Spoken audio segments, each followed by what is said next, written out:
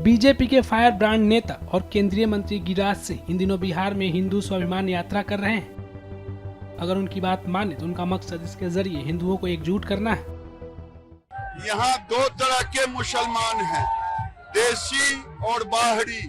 देशी मुसलमानों का समर्थन मुझे मिल रहा है।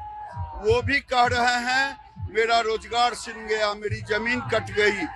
तो ये हिंदू और देशी मुसलमान एक साथ, भी आपके साथ है। ये हिंदू हैं। बाकी लोगों को क्या मैसेज देंगे गिरिराज सिंह जी?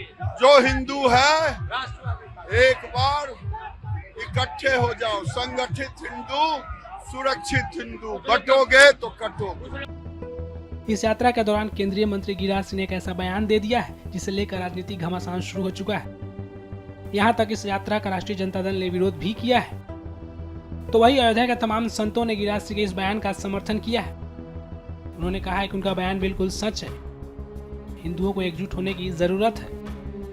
बिल्कुल सत्य कह रहे हैं गिरिराज सिंह जी, मैं उनका समर्थन करता हूं, पक्षधर भी हूं मैं।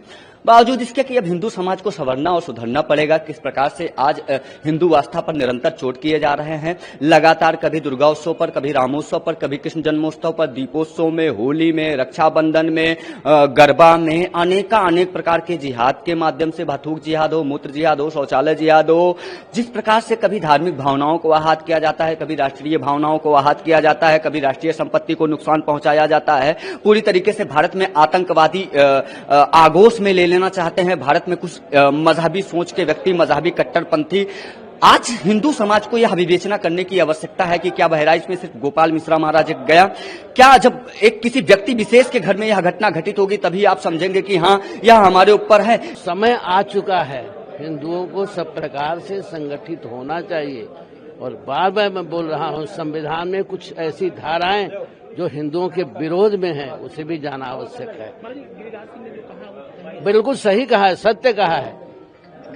मैं जानता हूं गिरिराज सिंह को, सब प्रकार से मैं परिचित हूं। जो कहा है ठीक कहा है, सत्य कहा है। गिरिराज सिंह जी ने सही कहा है और गिरिराज सिंह जी को साधुवाद है, धन्यवाद है। देश के नेता ऐसे ही जागरूक हो जाएं तो जिस प्रकार से दंगे, बवाल, फसाद, जिस प्रकार से तिरंगे का अपमान, भारत की तोड़ने की साजिश, भारत में आतंक व्याप्त, भारत में लैंड जिहाद, लव जिहाद, तमाम प्रकार के थूक जिहाद से लेकर रेल जिहाद तक जो चल रहे हैं, इस पर रोक लग सकता है, कमियां आ सकती है। जिस प्रकार से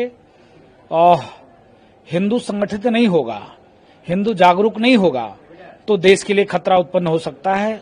इसके लिए आप प्रत्यक्ष उदाहरण दे सकते हो। धर्म के आधार पर देश की बंटवारा एक बार हो चुकी है। दोबारा आप देखो बांग्लादेश की स्थिति क्या है। बांग्लादेश में धर्म के आधार पर मारा जा रहा है, काटा जा रहा है, भगाया जा रहा है।